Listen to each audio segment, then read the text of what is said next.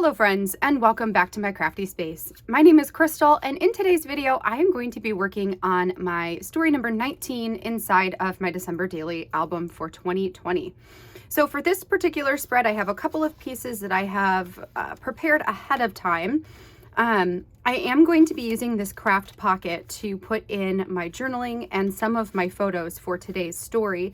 I chose to go with the 3x8 journaling cards that have memory 1 through memory 5 on them. So I filled those all out with my journaling already, and then I also printed out some photos to add to a few of those. So those are just going to slide down in the pocket with my number and whatnot attached to the front. Then the back side of this, I have printed a photo at that full page size. Today's story is all about baking cookies. And then I also prepared this circle element from Morgan Beale's lesson inside of Product Play 4. Now for mine, what I decided to do, I'm going to add some photos into this, and then once I have that done, I'll actually stitch on this trim piece right here. But what I want this to do is to attach to this 4x6 journaling card here. So this will slide down on the inside, and then the flap will come down on the outside with another photo adhered to the top of that as well. So that's kind of my plan to go with for this particular spread. I am going to go ahead and put you guys on fast forward while I get everything put together today. And then once we have everything ready to go, I will slow you guys back down and read my journaling, and then we will be done for this spread for today. So let's go ahead and get started. All right, so getting started with today's spread, the first thing I did was to take everything out of the book so we can just work on this piece by piece. I am going to take a look at both of these cards as potentials later on once we get the rest of this page assembled. I wasn't sure which one I liked better, so for now I'm just going to keep them both out. Then we're going to move on and work on this circular shape that is made up out of these triangles. So when I went to create this, my original intention was to be able to use those triangles as a template to cut out a new triangle out of the photo there. And then I was going to grab the stamp set that has the triangles in it and use that outline shape to stamp on top of the photo and then add that back into the pie shape. But my photos were slightly too small. So what I ended up doing instead was to trim down each of these rectangles into that triangle shape. So I'm going to use this as a template and cut those out, but then I'm actually going to take a little bit extra off of each of the sides so that I can get it to fit inside of the black lines on the white cardstock. And that ended up working out just fine. So there's where you can see that I cut this into that triangle, and then I'm just going to use my trimmer right here just to trim a little bit extra off of all three sides. Once I have that to where I like it, I'm then going to use that photo as a template for the other two pictures. Now, all of these pictures were close-ups of the cookies that I had created and frosted, since that's what today's story is all about. I liked using those as my images just because it didn't matter if the photos were really small or if a lot of it got cut off, you could still tell what was in those photos. So now we've got all of these triangles done. Next, I'm going to go ahead, add some roller adhesive and stick it down into the middle of each of these little pieces. So there you can see that there's like a little bit of white, and then we still get that black outline, because ultimately that's what I wanted this to have. I wanted it to have the black outline going around the photo, and then we can just go ahead and stick it down in. Now I'm going to skip over the other two and just get to where all three of them are in here. And the last thing I wanted to do was to figure out what to put in this blank one. Originally, I had this as an extra spot for journaling, but since I'm using 5 3x8 journaling cards to add a ton of journaling in here, I don't necessarily need that spot to have anything of significance in it. So I will end up pulling out some of my stamps and just stamping cookies for the win, and that's all it's going to say. I also pulled out that green trim. Now that came from the Target dollar aisle or whatever they call it, Spots Playground or something like that. I purchased that, I want to say 2 years ago. So I always like to check the Target dollar aisle for these different trims because they have really, really good ones. And I had this in both red and green and have super loved it. So now that I have that all stamped out, cookies for the win, I'm then going to run this through my sewing machine in order to get that green trim on there, which is a felt. So this green felt trim on there so that it is secured and I don't have to worry about it anymore. Then we can go ahead and trim those little pieces off and get this folded in half. I did use my bone folder just to really press on that seam because I want this to eventually go flat in my album. But since it's all on a cardstock base, it does have a tougher time actually closing. So if this is something that you wanted to do, you could also totally create that outline shape on just regular copy paper and it would fold easier. I ultimately will decide to use a little Velcro dot to help hold it closed. And for me, that works perfectly fine. So for half of this, it's going to be a photo. So that's what I did is I added some adhesive to half of the top of it. And then I will trim that out in the circular shape. Using this main circle as my template there. I wanted to get a picture of those cookies, the same set of cookies that I've been taking pictures of, but have it be a little bit bigger where you can see them a little bit clearer. And I just really like that as an added element to have that half circle picture on there. After that, I needed to add some adhesive to the opposite side, and then this is going to attach to the top of my 4x6 card. And that 4x6 card will go down inside the pocket, so it's going to hold everything on the page the way I want it to go. I chose to use a very patterned card because I just think it looks really nice. And then the last thing I decided to do here was to grab one of my Avery tabs. Now I have the longer ones and I have the shorter ones. So for this particular element, the shorter one worked better because it just fit on there really nice. So I went ahead and stuck that down on there, and then I'm going to grab some tiny phrase stickers and find a couple of words that I can put on that Avery tab. I actually just stick mine on top of the Avery tab instead of putting it on the inside. Because over the years, I've had a hard time with those staying inside of the actual Avery tab. So if I was going to like stamp a sentiment and put that on paper, I think that would fit a little bit better. It's a little thicker for the inside of those, but when it's just these phrase stickers, it's easier for me to just stick them on top of the tab itself. So I found one, I think that said making, and then I had another one that said cookies. So it worked out pretty nice. And then that is how this is going to end up looking right here. I don't know if I'm going to do it right now or if I wait until later to do, I think I wait until later to do the Velcro piece. So we'll see that as we get to it. So before moving on to the pocket portion, I do want to get the rest of this assembled in here.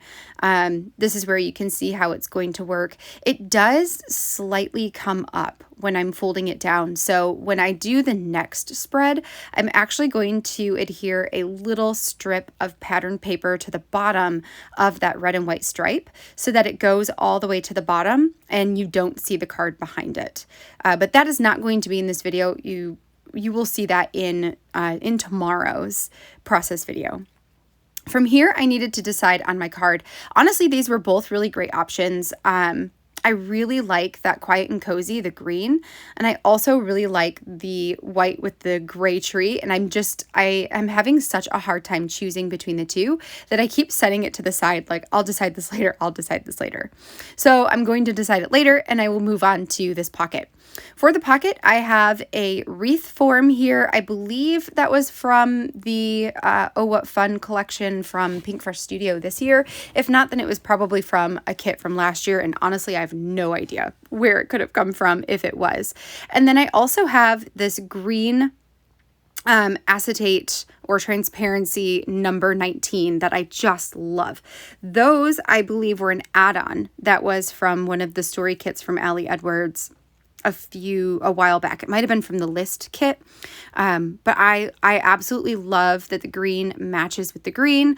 I put a color cast design wood veneer underneath the 19, and then I also had a very light pink and small chipboard star that I added to the top of the wreath. So it just created this little cluster on top of that pocket, and I love the way that it looks. Once I had that done, I adhered that full page photo to the back of this, just trimming it off so that it all works out. I printed mine at the page, like a page protector size, so 3.875 by 8.25. And the nice thing about that is it was a little bit bigger, so it allowed me some room to be able to trim it off and make it fit perfectly. I used my Crop-A-Dile there to punch my holes in that pocket so that the photo portion also had holes in it. And then I'm going to add this chipboard piece. It says making cookies to the top of the candy cane there. And then this is where I make the decision to go ahead and go with this tree. The tree is from the main kit from Allie Edwards. And then there's a bow underneath that. And that I believe is also the Oh What Fun collection or an older one. Some of the ephemera bits, I have a hard time remembering. It actually might have been from last year. From a kit from last year. I'm not entirely sure. And then I have this phrase sticker that says Mary, and that was for sure from Allie's kit last year, or an add-on set from last year. And yeah, so I really like the way that this ends up looking. I will go ahead and put everything in the pocket. I will set this to the side, and then the last thing we'll do is work on the journaling cards here. So the first journaling card, I had enough text that there wasn't enough space for a photo, but the rest of them, the other 4, there's a little spot at the bottom of my text where I added a photo. So some of them are smaller than others. All of these photos that I print that are small, I print straight from Photoshop, and I just make sure that my resolution is 300 pixels per inch, and that typically allows the photos to turn out nice and clear, crisp, so that you can see everything in the photo really nicely. I get questions on that a lot. So yeah, I just right off of Photoshop, just make sure it's 300 pixels per inch when you are cropping it down. So we'll stick that in the pocket, and then I'm going to put everything back in the album. All right, you guys, that completes my day 19 story. I love the way that this turned out. This is probably one of my favorite representations of the number that I've done so far. And then we've got the photo here on the back, this little flip up portion that has that really fun triangle decagon inside, and just some other bits and pieces to help tell the story. So the story itself is inside of the pocket. There is quite a bit of it, and I will read it all, but if there's a lot, so I will not be offended if you don't want to stay for all of the reading. But let's go ahead and jump into this. So I said today, our plan was to bake cookies and decorate them all day. Specifically, our family gingerbread cookie recipe, the one that no Christmas feels complete without. So we ate up our homemade waffles with raspberry syrup and thick cut bacon, cooked to perfection by Erin. Then it was time to start baking. I reached in the cupboard to find that our container of flour was totally empty and our backup stash never replenished. Ugh, no cookies without flour. So I quickly put in a quick order from our local Target, adding in a peppermint mocha creamer and some prepackaged sugar cookie mix for good measure. 2 hours later, Erin was back from the store and I was apron on, ready to go. I added the flour into our pantry container, got out almost all of the remaining supplies, reached in the cupboard for a jar of molasses to find it practically empty. After a few internal curse words and a moment of big disappointment, we decided to pivot and make up those sugar cookies instead. Here's hoping that Mom will have some gingerbread ready for us this weekend. Fingers crossed. Thank goodness I ordered the 2 bags of sugar cookie mix. While I normally prefer to prepare my cookie dough from scratch, it's 2020 and I just didn't feel like it. So with a packet of mix, a stick of butter, and an egg, we were ready to roll. The kids joined me for the whole process. They helped me add the ingredients to the mixing bowl and got really excited when the dough was finally done. They loved rolling it out with me and cutting the shapes with the cookie cutters we had out: stars, candy canes, trees, and more.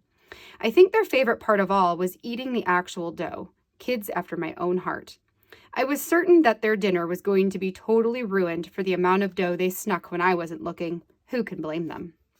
And there's a picture of us baking at the mixer there. Once the cookies were all cut out, the oven nice and hot, and the kids off playing, it was time to get them baked. While chatting on the phone with Alex about Christmas plans and the stress of figuring out what to do, how to see people, and in what capacity, Erin put the first batch in. We chatted for a while, the baking cookies totally forgotten, and the timer never set. I'm sure you can guess what happened next. A whole batch of cookies burnt to a crisp. Ugh.